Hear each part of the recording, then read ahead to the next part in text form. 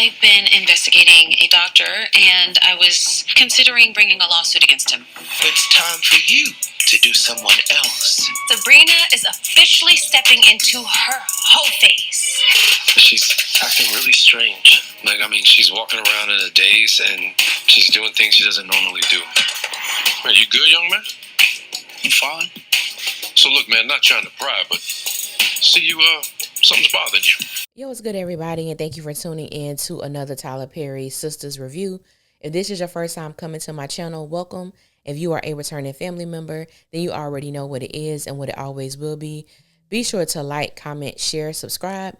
Tell somebody to tell somebody if you choose to, but if not, just sit back, relax while we get into this messy thing.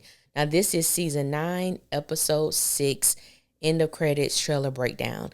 The title of this episode is New Normal, and the synopsis is every loved one requires a different kind of care to truly feel that love. For some, it's a slow ride, and for others, it might be a whole ride. Looking at this end of credit trailer, the first person that we see is Andi, and Andi is telling Mr. Sweetelson that she wants to file a lawsuit against a doctor after she has done her own personal investigation. Now, there's another clip that's floating around that I don't have, but I briefly saw it, where we find out that Dr. Crackerjack, the doctor who was, I guess, supposed to be, caring for Karen during this time, we find out that he and Mr. Sweetelson are golf partners. And Mr. Sweetelson doesn't believe that there is sufficient evidence for a lawsuit to be filed. I said, now, Mr. Sweetelson, other than Paige, you are the only white person on this show that I like. Don't piss me off. What you mean there's no sufficient evidence after just the brief information that we saw Doc tell Andi, definitely what we saw Karen go through under this man's care. Also, as Andi was reading the notes from other patients of his from the past, there is more than sufficient evidence. White man, don't do it. Don't do it, Mr. Sweetelson. Moving right on along, Lord Sabrina. Sabrina is officially stepping into her whole face.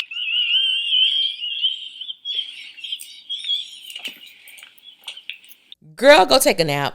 I need you to go take a nap, because why are you listening to Maurice? Sabrina is not meant, nor is she designed to live a life of promiscuity. Sabrina right now is fertile as hell.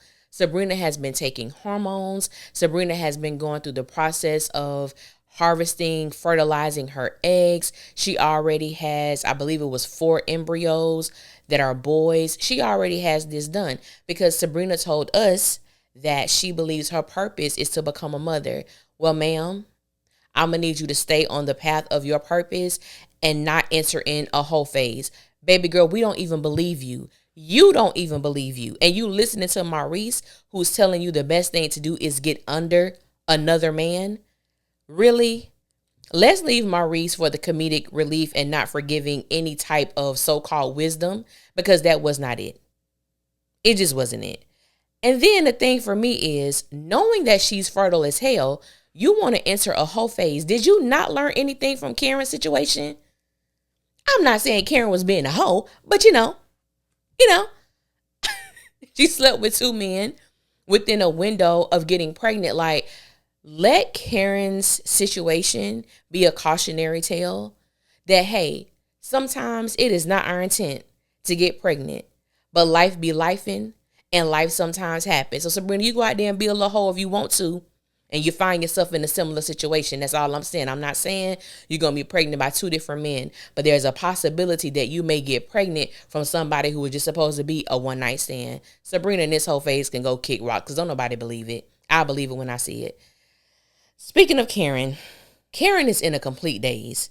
She is out of her bedroom. She is walking in the kitchen. She is taking out pots from the cabinet. She ain't finna cook, because we know it ain't nothing in the house.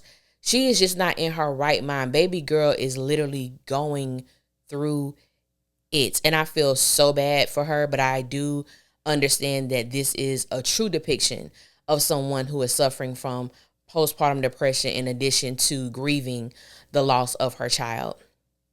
There is another clip as well that I don't have, but I did briefly see, where Karen is sitting down at the table and Aaron is kneeling down talking to her. He is on the phone with Danny. Danny calls to check on Karen and she asks how she's doing, and Aaron tells her that she's not doing well at all. She's acting strange and doing things that she just don't normally do.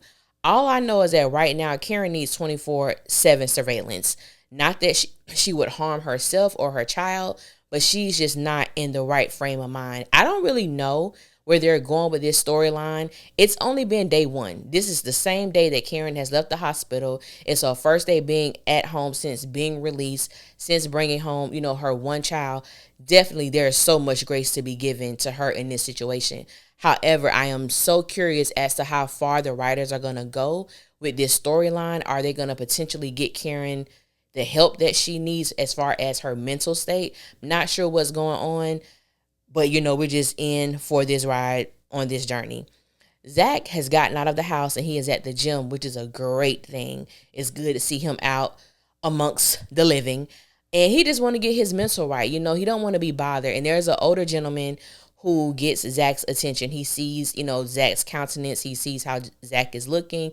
And, he approaches him and just basically asks, like, young man, what's going on? And I get it. I hope this is a one-time thing, because I'm just going to be honest with y'all. I am not here for all these random ass new characters. When we have so much stuff that's already going on with the people that we have and some of the ones we don't even want, please don't bring no new blood up in here. Oh man, this ain't nothing against you, bro, because you look like you got some sage happening. You look wise and you look well put together.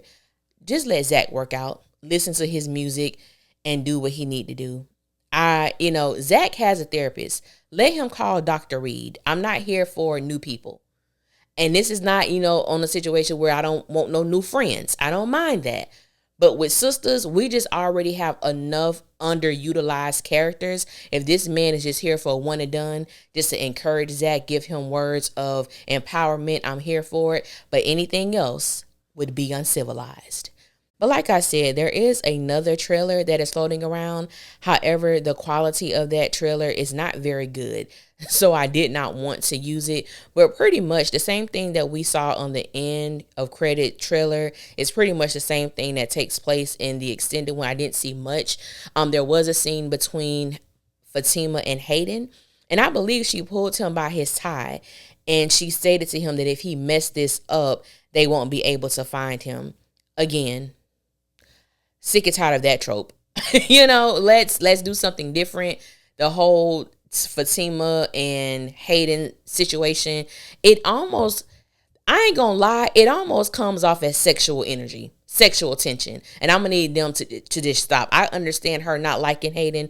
I understand Hayden not liking Fatima, but it's not giving, I just don't like you. It's giving, yeah, we had sex before, and it's still giving some of that remnant of energy. I know some people are going to disagree, which is perfectly fine.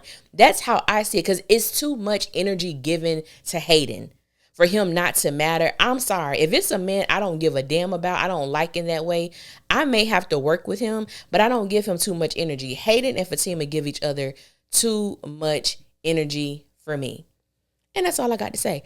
I want to thank y'all for listening. Thank you guys for listening. Until next time, I will holler at y'all later, and y'all be safe out there.